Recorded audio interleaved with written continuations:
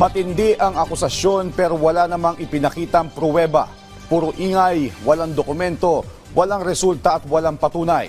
Yan ang iginiit ni Alyansa ng Bantay sa Kapayapaan at Demokrasya Chairman Emeritus Dr. Jose Antonio Goytia.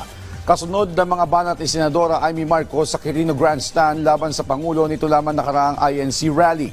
Ayon kay Goytia, kung seryoso ang paratang, dapat may matibay na ebidensya at hindi puro drama at paninira sa publiko. At ang mga isyu may kinalaman sa iligal na droga ay dapat may kaakibat na test results at opisyal na papel, bagay na hindi na ipakita ng senadora.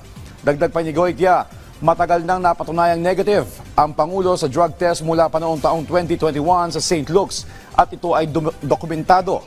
Hindi rin anya makatarungan na idamay si First Lady Liza Araneta Marcos na may maayos na record at walang kinalaman sa anumang paratang.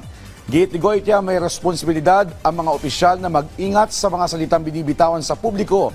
Kasabay ng panawagan nito sa sinumang maglalabas ng paratang ay dapat may kasamang matibay na patunay nang hindi ito magdulot ng kaguluhan sa isipan ng taong bayan.